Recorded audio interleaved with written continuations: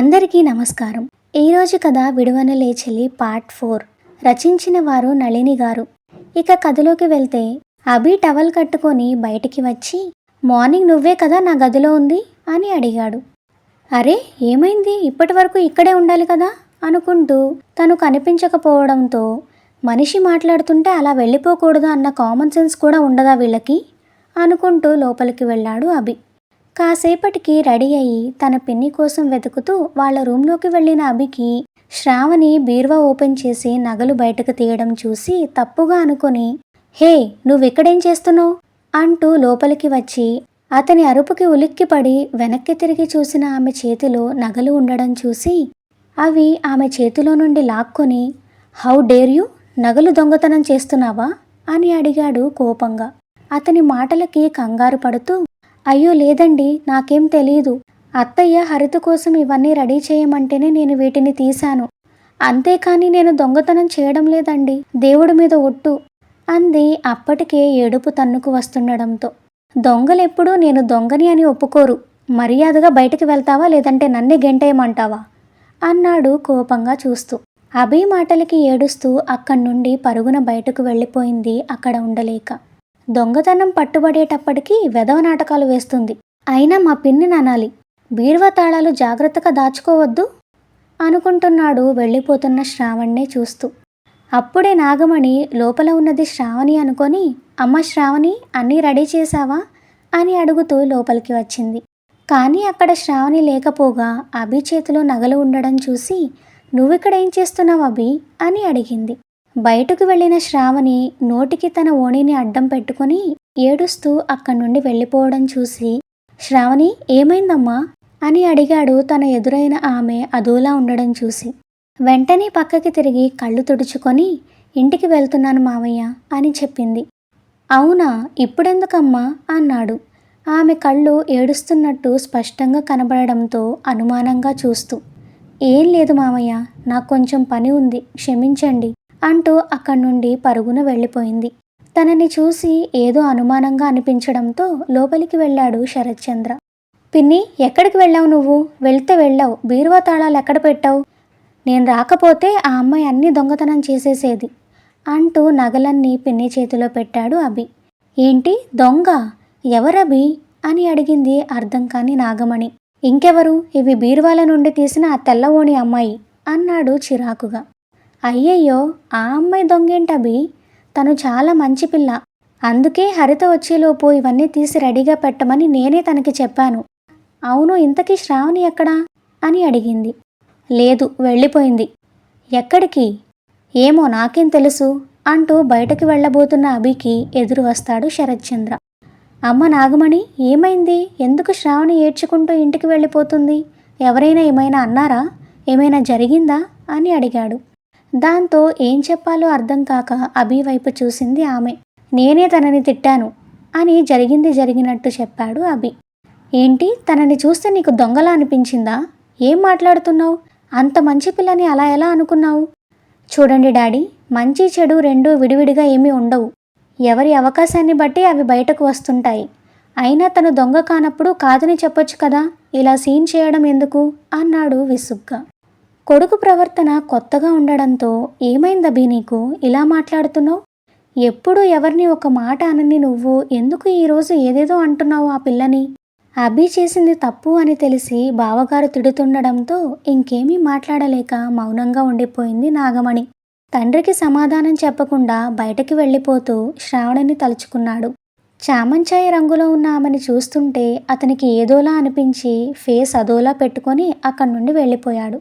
First రోజు ఏరు దగ్గర ఒకరినొకరు నేరుగా చూసుకోలేదు కాబట్టి వాళ్ళు ఒకరిని ఒకరు గుర్తుపట్టలేదు. పైగా క్లాస్గా ఉండే అభికి శ్రావణి నచ్చక అతని తీరు ఆమె పట్ల వేరేగా ఉంది. ఇంటికి వచ్చి బాధతో మంచం మీద పడి ఏడుస్తూ ఉండిపోయింది శ్రావణి. ఇంతలో విషయం తెలిసి వెనకే వచ్చిన శరత్చంద్ర, అమ్మ శ్రావణి అంటూ చొరవగా బెడ్రూంలోకి వచ్చాడు. ఆయన గొంతుకి ఏడుస్తున్నది కళ్ళు తుడుచుకొని కంగారుగా లేచి తల వంచుకొని నుంచుంది శ్రావణి. ఆమె వాలకాన్ని బట్టి కొడుకు మాటలు తనని ఎంతగా బాధ పెట్టాయో అర్థమై, నా కొడుకు చేసిన పనికి నేను క్షమాపణలు అడుగుతున్నానమ్మా అంటూ ఆమె చేతులు పట్టుకున్నాడు ఆయన. అయ్యో, ఎందుకు మామయ్య ఇలా మాట్లాడుతున్నారు? మీరు పెద్దవాళ్ళు, మీరు క్షమించమని అడగకూడదు. మీరు ఎప్పుడూ చల్లని మనసుతో పిల్లల్ని దీవించాలంతే అంది. కానీ నా కొడుకు చేసింది ముమ్మాటికి తప్పేనమ్మా. పర్లేదులే మామయ్య అని. అయినా ఆయన మీ అబ్బాయి అని నాకు తెలీదు అని చెప్పింది శ్రావణి. అవునమ్మా, తను నా కొడుకే. నిజానికి చాలా మంచివాడు. ఎవరినీ తొందరపడి ఒక మాట కూడా అనడు. కానీ ఈరోజు ఎందుకు అలా తొందరపడ్డాడో తెలియడం లేదు అన్నాడు బాధగా శరత్చంద్ర. అప్పుడే లోపలికి వచ్చిన సతీష్ శరత్చంద్ర మాటలు విని, అక్క, ఏమైంది నీకు? నిన్నెవరేమన్నారు అంటూ కంగారుగా శ్రావణి దగ్గరికి వచ్చాడు.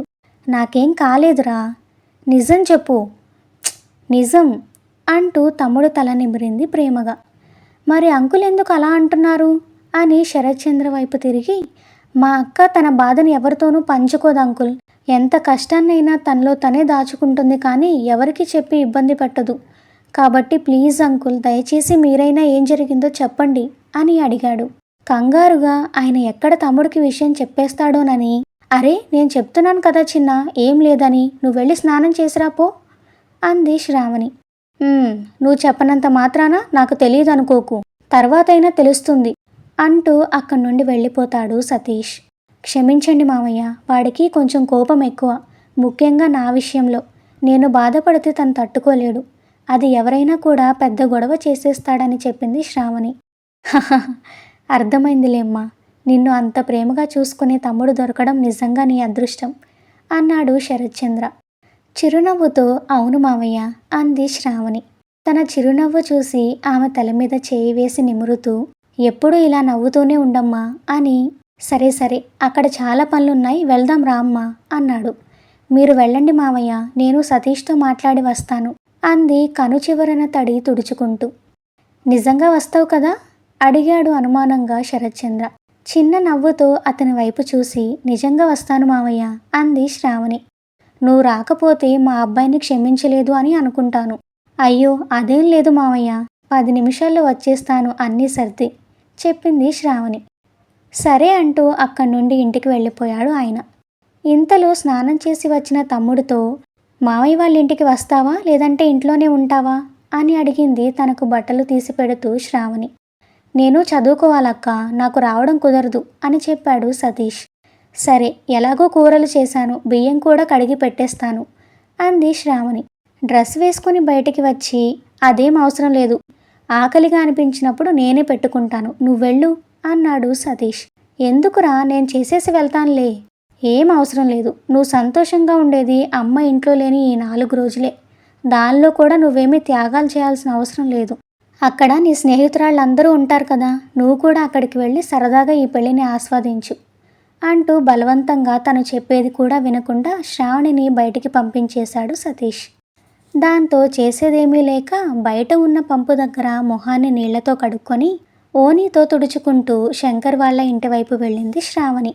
బయట ఉన్న వేప చెట్టు కిందనే ఎదురయ్యాడు అభి శ్రావణికి. అప్పటి వరకు బాగానే ఉన్నా అతను కనబడగానే శ్రావణిలో ఏదో బెరుకు మొదలై తల వంచుకొని లోపలికి వెళ్ళిపోయింది. శ్రావణిని చూసి నాగమణి ఆప్యాయంగా దగ్గరికి వచ్చి, నన్ను క్షమించమ్మా, మా అభికి నీ గురించి తెలియక అలా మాట్లాడాడు, అంతేకాని తను చెడ్డవాడు కాదు. మా వల్ల ఈరోజు నువ్వు చాలా బాధపడ్డావు అంది బాధగా.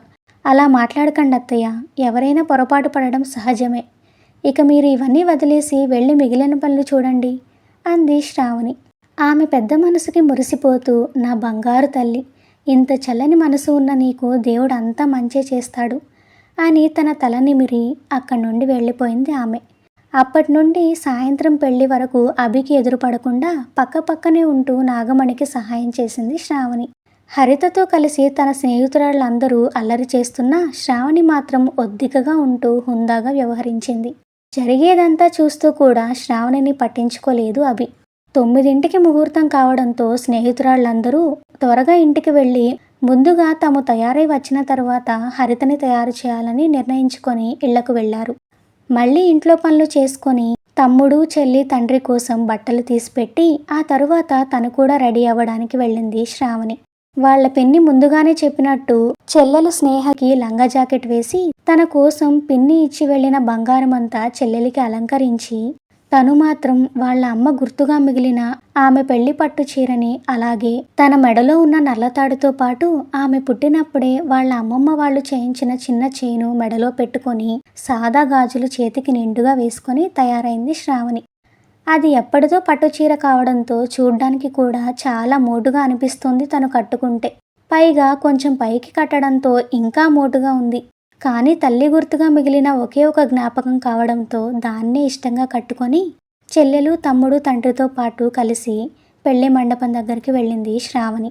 ఏయ్, నీకెందుకే అన్ని నగలు? వాటిలో కొన్ని తీసి అక్కకి ఇవ్వు అన్నాడు సతీష్ చెల్లెల్ని. నేనెందుకు ఇవ్వాలి?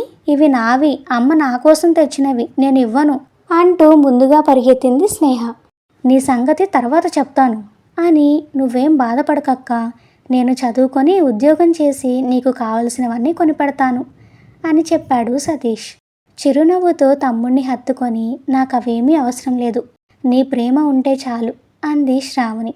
రేపో మాపో పెళ్లి కాబోయే కూతురి మెడలో చిన్న మొత్తు బంగారం కూడా లేకపోవడంతో బాధగా అనిపించింది జనార్దన్కి. తమ్ముడితో మాట్లాడుతూ లోపలికి వెళ్తున్న శ్రావణికి ఫోన్లో మాట్లాడుతూ హడావుడిగా బయటికి వస్తున్న అభి గుద్దుకున్నాడు. స్టోరీ ఇంకా కొనసాగుతుంది. ఇప్పటి వరకు మన ఛానల్ని సబ్స్క్రైబ్ చేసుకోకపోతే వెంటనే సబ్స్క్రైబ్ చేసుకోండి. అలానే ఈ స్టోరీ మీకు నచ్చినట్లయితే వీడియోని లైక్ చేసి మీ ఒపీనియన్ని కామెంట్ చేయండి. Thank you for listening.